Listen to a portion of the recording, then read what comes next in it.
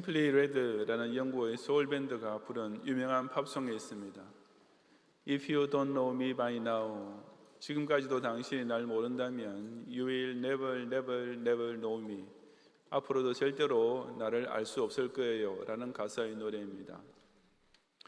여기서 알다라는 말의 의미는 그냥 상대방이 누구인지를 알다는 것이 아니라 상대방이 어떤 사람인지를 깊이 알다라는 뜻입니다. 즉, 두 사람이 오랫동안 연인으로서 사귀어 왔거나 혹은 부부로서 같이 살아왔다면 서로의 성격을 완전히 알고 서로의 심정을 깊이 이해해 줄 수 있는 단계까지 도달해야 할 것인데, 만약 그렇지 못하다면 그 관계의 미래는 불안할 수밖에 없다는 뜻입니다.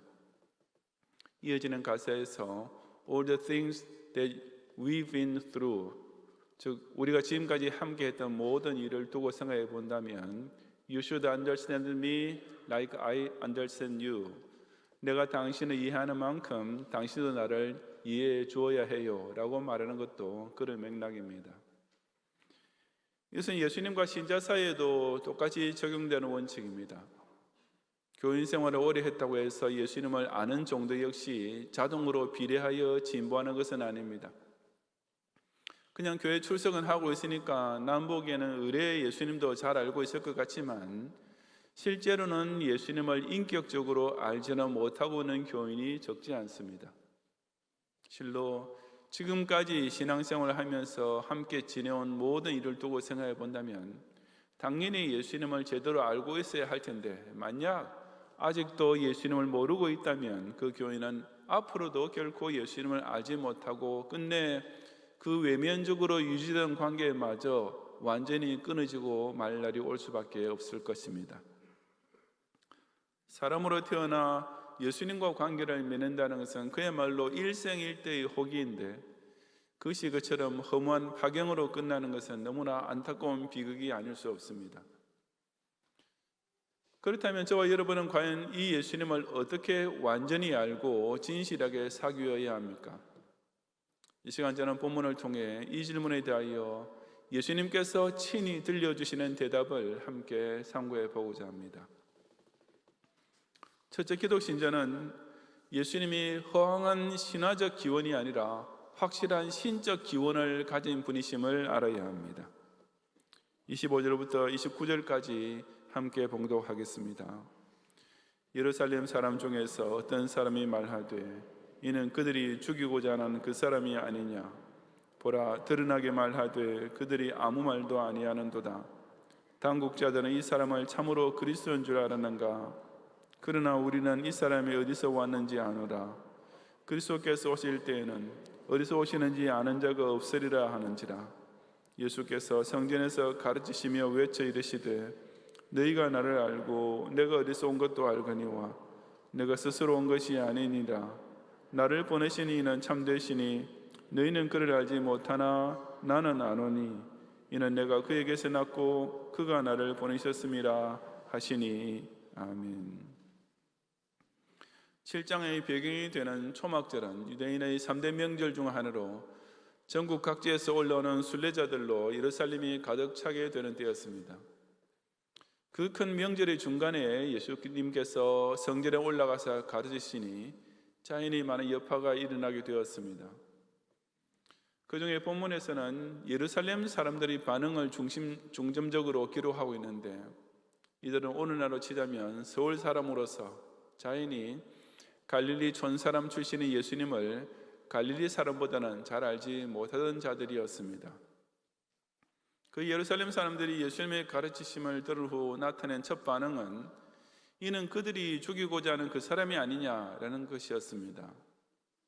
즉 예루살렘 사람들도 예수님에 대한 소문을 듣고 있을 뿐 아니라 그들, 즉 유대의 종교 지도자들이 예수님을 잡아 죽이려 할 정도로 싫어하는 것까지 알고 있었습니다. 그러면서 보라, 드러나게 말하되 그들이 아무 말도 아니하는도다 라고 했는데, 이것은 예수님께서 유대 종교 지도자에 대한 비판과 책망의 말씀을 공공연히 선포하고 계심에도 불구하고 그들이 그때까지는 어떤 공식적 반응을 하지 않고 있었음을 가리킵니다. 예루살렘 사람들이 유대 종교 지도자들의 무반응에 대해 궁금하게 생각한 이유는 이어지는 그들의 말, 당국자들은 이 사람을 참으로 그리스도인 줄 아는가라는 질문에서 나타납니다. 여기서 당국자라고 번역된 말은 다스리는 자로서 유대 종교 지도자 중에서도 산헤드린 공회의원을 가리킵니다. 당시 유대 사회에서 어떤 사람이 자기 스스로 메시아라고 주장하는 것은 매우 심각한 일이며 특히 당국자로서는 결코 가만히 내버려 둘 수 없는 문제였습니다. 그래서 예루살렘 사람들은 산헤드린 공회의원들이 예수님에 대해 아직도 아무 말도 아니하고 있는 이유가 그들이 예수님을 참으로 그리스도인 줄로 인정하고 있기 때문인가라고 조수하는 투로 말한 것인데, 물론 그런 말 속에는 예수가 그리스도일 리가 없다라는 전제가 깔려 있었습니다. 그렇다면 왜 예루살렘 사람들은 예수님이 그리스도, 즉 온 백성이 고대함이 기다리던 메시아일 리가 없다고 확신했습니까? 이어진 27절에서 그들은 그 이유를 밝히기를 우리는 이 사람이 어디서 왔는지 아느라 그리스도께서 오실 때에는 어디서 오시는지 아는 자가 없으리라고 했습니다. 그래서 진짜 그리스도의 탄생이라면 적어도 무슨 신비스러운 과정을 통해 일어나야 마땅하다는 의미입니다. 당시의 메시아에 대한 엉뚱한 기대가 증폭되는 것과 비례하여 그 메시아의 도래 방법에 대해서도 온갖 상상과 설화가 난무했는데, 그래서 대부분의 유대인은 일부 위경에서 오도하는 대로 메시아는 아무도 알지 못하는 가운데 갑자기 출현할 것이라고 예상했습니다. 그런데 예수님의 출생은 그렇지 않았습니다. 예수님은 베들레헴이란 작은 동네에서 요셉과 마리아라는 평민 부부 사이에서 아주 평범하게, 아니 아주 비천하게 태어나셨습니다. 그 아기 예수님께서 애굽으로 피난하셨다가 다시 돌아와서 자라게 되신 실제적 고향은 갈릴리의 나사렛이란 작은 동네였으며, 예루살렘 사람들 역시 예수님의 그런 출신 배경을 잘 알고 있었습니다. 이처럼 지극히 흔할 뿐 아니라 오히려 서울 사람이라 할 수 있는 예루살렘 사람들이 보기에는 평균 이하에 해당하는 총구석의 출신의 예수님이었으니 그런 예수님을 메시아로 받아들인다는 것은 그들에게 전혀 말도 안 될 일일 수밖에 없었던 것입니다. 그러자 예수님께서는 이 문제에 대하여 성전에서 가르치시며 외쳐 매우 중대한 자기 선언을 하셨습니다. 예수님께서는 우선 너희가 나를 알고 내가 어디서 온 것도 알거니와 라고 하셨는데, 이것은 그 대중이 알고 있던 사실에 대하여 일단 인정하신 말씀이었습니다. 예수님은 육신적 혈통과 출생지가 있는 인성 또한 소유한 분이신 것입니다. 하지만 예수님께서는 사람들이 전혀 몰랐던 당신의 근본적 기원에 대하여 아주 명백한 자의식을 가지고 계셨습니다. 내가 스스로 온 것이 아니니라는 말씀은 당신께서는 원하지 않으셨는데 어쩔 수 없이 오셨다는 뜻이 아니라 성부의 뜻에 자발적으로 순종하여 이 세상에 오셨음을 강조합니다. 다시 말해 예수님의 화역 강세의 원인과 출발점은 결코 인간이나 세상이 아니라 오직 하나님이심을 나타내신 것으로, 이것은 곧 예수님의 근본적인 본성은 인성이 아니라 어디까지나 신성이란 사실을 명백하게 선포하신 것입니다. 나를 보내신 이는 참되시니 너희는 그를 알지 못하나 나는 아노니 라는 말씀은 예수님은 성부 하나님과 밀접한 관계이신, 아니 하나이신 성자 하나님이심을 천명합니다. 사람은 스스로 하나님을 볼 수도 알 수도 없지만 예수님은 본성 자체가 성자 하나님이신 까닭에 성부 하나님을 지극히 잘 아실 수밖에 없습니다. 이는 내가 그에게서 났고 라는 말씀은 성자 예수님의 근본적인 출처가 곧 하나님인 것을 뜻하며, 그가 나를 보내셨음이니라는 말씀은 성자 예수님을 세상에 파송하신 분 역시 하나님이심을 가리킵니다. 그리스도께서 오실 때는 어디서 오시는지 아는 자가 없으리라고 제멋대로 예상하던 예루살렘 사람들을 향해 예수님께서는 이처럼 당신의 신적 기원을 명백하게 밝혀주셨던 것입니다. 옛날 우리나라 설화에도 보면 당군 왕금이나 김수로 왕이나 박혁거세 등의 태어난 과정이 아주 신비롭게 꾸며져 있지 않습니까? 그렇게 해야 사람들이 우러러보고 뭔가 따를 만한 지도자로 받들게 되기 때문에 그런 신화를 지어낸 것입니다. 그처럼 옛날 우리 조상들이 산이나 바다에 신비한 빛이 비추어서 가보니 거기 있던 알이 깨지면서 어떤 아기가 태어나는 시기 되어야 자기네 민족을 이끌 군주로서 의지하고 따를 만하다고 생각했던 것처럼 예루살렘 사람들 역시 메시아의 도래는 하늘에서 무슨 불말과 불소리가 내려오면서 천사가 한 아기를 주고 가더라는 따위의 탄생 설화와 함께 시작되어야 어울린다고 생각했던 것입니다. 하지만 진정한 메시아라면 자신이 어디서 온 누구인지를 스스로 명백히 밝히고 시작해야 하지 않겠습니까? 경찰서에서 나왔다고 하면서도 신분증조차 보여주지 않은 사람에게 함부로 문을 열어줄 수는 없으며, 의사 가운은 걸치고 있지만 병원 진료실에 의과대학 졸업장이나 의료 면허증 한 장도 붙여놓지 않고 있는 사람에게 자기 목숨이 걸린 수술을 맡길 수는 없는 법입니다. 그렇다면 하물며 자신의 신분을 스스로 밝히지도 않고 어디서 왔는지조차 말해주지 못하는 사람을 어떻게 우리 자신의 금세와 넷의 생명을 의탁할 메시아로 믿고 영접할 수가 있겠습니까? 오직 예수님만이 당신의 신분과 출처를 명백히 밝혀주신 구세주이십니다. 예수님은 요셉의 아들로서 태어나셨지만 그 근본은 하나님의 독생자이십니다. 예수님은 베들레헴에서 탄생하시고 나사렛에서 자라셨지만 원래는 저 하늘 보좌를 떠나 이 세상에 화요 강세하신 성자 하나님이십니다. 그러므로 예수님을 제대로 바로 알기 위해서는 이 예수님의 신성, 즉 신적 기원을 믿어야만 합니다. 예수님을 그저 100년에 한 명 날까 말까한 위인으로, 4대 성인 중의 한 사람으로, 무슨 세계적인 슈퍼스타로 아는 사람은 여전히 그를 알지 못하는 자로 남을 수밖에 없습니다. 그리고 지금 예수님을 하나님의 아들로 영접하지 못하는 사람은 영원히 예수님을 알지 못하게 되는 것입니다. 이 예수님을 어디서 오시는지 아는 자가 없는 신화적 인물이 아니라 성부 하나님께로부터 보내심을 받은 하나님의 아들로서 알고 믿고 확실히 고백하는 성도가 되시기를 바랍니다. 둘째로 기독신자는 예수님과 애매모호한 추상적 만남이 아니라 진실한 인격적 만남으로서 사귀어야 합니다. 30절 이하 36절까지 함께 봉독하겠습니다. 그들이 예수를 잡고자 하나 손을 대는 자가 없으니 이는 그의 때가 아직 이르지 아니하였음이로라. 무리 중에 많은 사람이 예수를 믿고 말하되 그리스도께서 오실지라도 그 행하실 표적이 이 사람이 행한 것보다 더 많으랴 하니 예수에 대하여 무리가 수군거리는 것이 바리새인들에게 들린지라. 대제사장들과 바리새인들이 그를 잡으려고 아랫사람들을 보내니 예수께서 이르시되 내가 너희와 함께 조금 더 있다가 나를 보내신 이에게로 돌아가겠노라.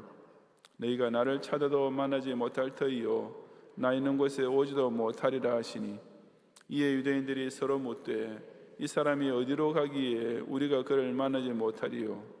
헬라인 중에 흩어져 사는 자들에게로 가서 헬라인을 가르칠 터인가? 나를 찾아도 만나지 못할 터이요 나 있는 곳에 오지도 못하리라 한 이 말이 무슨 말이냐 하니라. 아멘. 여기서 예수를 잡고자 했던 그들이란 당국자, 즉 산헤드린 공회에서 파송한 자들은 아닌 것 같습니다. 이 그들은 아마 앞서 나왔던 예루살렘 사람들 중에서 예수님 말씀을 듣고 충동적인 반감과 적대감을 느끼게 된 자들이었을 것입니다.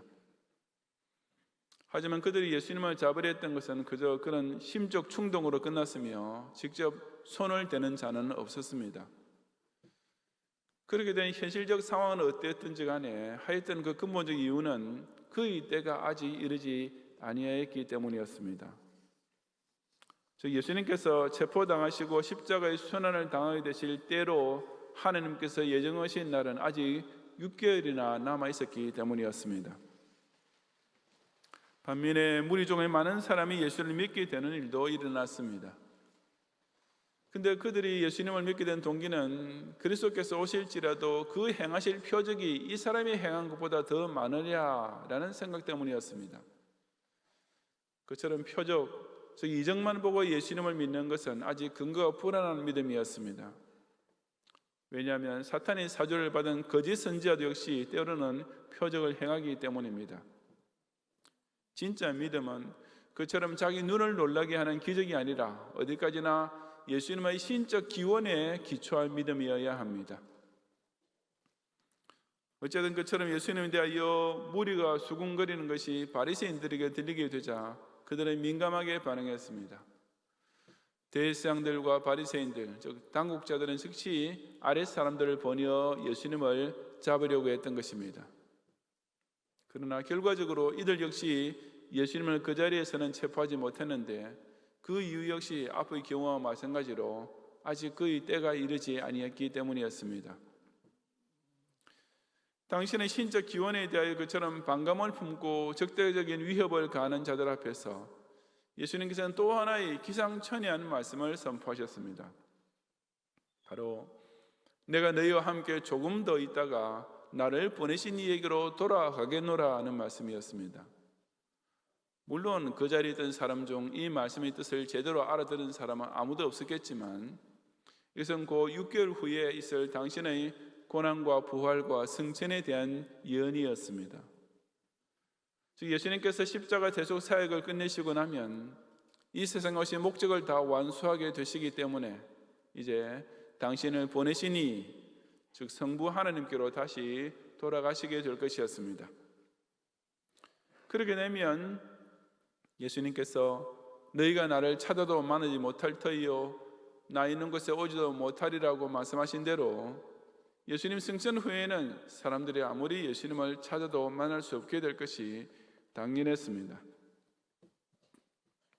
그러나 그것은 현실적 의미이고 더 중요한 근본적 의미는 그때 예수님 앞에 있던 예루살렘 사람들처럼 나는 하나님께로부터 왔다라고 하시는 예수님의 신성을 믿지 못하는 자는 결국 예수님과 영원히 갈라서게 되고 만다는 사실에 있었습니다.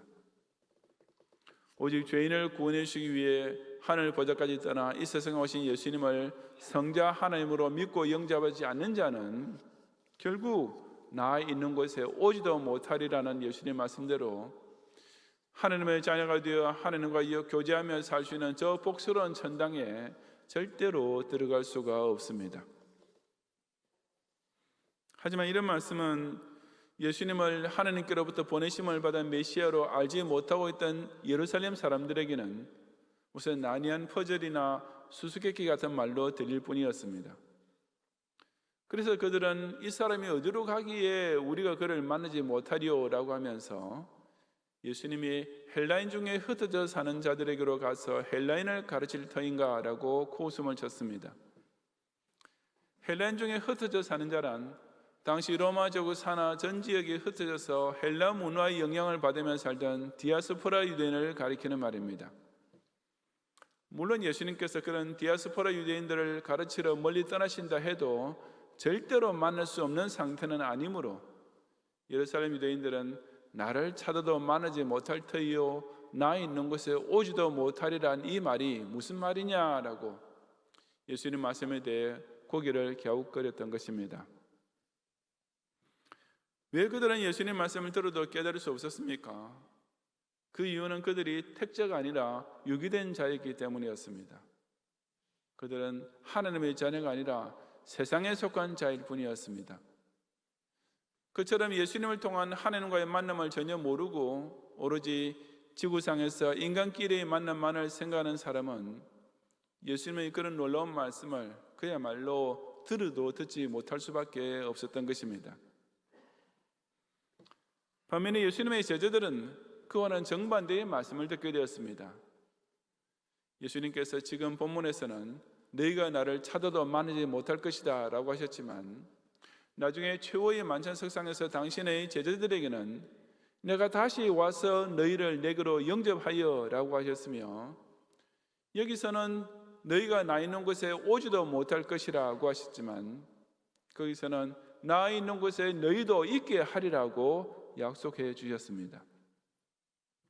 즉 예수님은 당신을 믿는 자와 금세에서뿐 아니라 내세까지 이르는 영원한 교제를 나누시는 메시아이심을 확증해 주셨던 것입니다.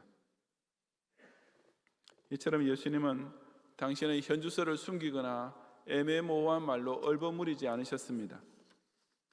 나는 지금 나를 보내신 이에게로 돌아간다라고 당신께서 승천하신 이후 지금 현재 이 순간에도 어디에 계시는지를 아주 명백하게 이미 밝혀주셨습니다. 또한 예수님께서는 우리와 영원한 이별을 선언하시거나 너희들이 알아서 나를 찾아오느라고 떠넘기지도 않으셨습니다. 내가 다시 재림해서 너희를 내게로 영접하여 내가 사는 천당에서 너희들도 영생하게 해주겠다라고 실로 엄청나게 놀랍고도 고마운 약속을 분명히 해주신 분이 바로 예수님이셨습니다. 이 세상을 떠난 사람 중에 이런 멋진 약속을 남긴 사람이 예수님 외에 누가 있었습니까? 불교는 아무 반응도 할 수 없는 목석이나 쇠붙이로 만든 불상 앞에 절만하는 종교입니다. 천주교 역시 자기네의 말을 단 한마디도 알아듣지 못할 마리아상 앞에서 기도를 올리는 종교입니다. 그러나 우리 기독교는 지금 이 순간에도 저 하나님의 보좌 우편에 앉아 계시는 예수님과 실제적이며 인격적인 교제를 나누는 참된 종교입니다. 석가모니는 죽으면서 그의 제자들을 향해 너희들도 스스로 돌을 닦아서 나처럼 부처가 되어라고 하면서 아무 구체적인 길과 진리는 알려주지 않은 채 죽었습니다. 마호메트는 지금도 자신의 무덤 주위를 빙빙 돌고 있는 신도들을 바로 그 무덤 안에서 썩어 문드러진 시체 상태로 만나고 있습니다. 이 얼마나 추상적인 길이며 이 얼마나 비참한 교제입니까? 하지만 우리 기독신자는 내가 진실로 속히 오리라는 예수님 약속에 대해 아멘 주 예수여 오시옵소서라고 설레는 소망을 간직함으로써 결국 신랑 되신 그 주님과 영원히 함께 사는 신부가 될 수 있는 것입니다. 예수님과 이런 영원한 교제는 오직 예수님을 그리스도로 하나님의 아들로 믿고 영접하는 자에게만 주어졌습니다. 사람이 자기와 전혀 안면도 없는 사람을 자기 집에 초대할 수 없듯이 예수님께서도 당신을 전혀 모르는 사람을 하늘나라의 집으로 영접해 주실 리가 만무하지 않겠습니까? 아무리 기독교인이라는 명찰은 달고 있어도 예수님을 그저 막연하게 추상적으로 관념적으로만 알고 있으면 그 사람은 최후의 백보자 앞에서 불신자와 똑같이 예수님께로부터 내가 너를 도무지 알지 못한다라고 주상같이 언도하시는 심판을 받게 될 뿐입니다.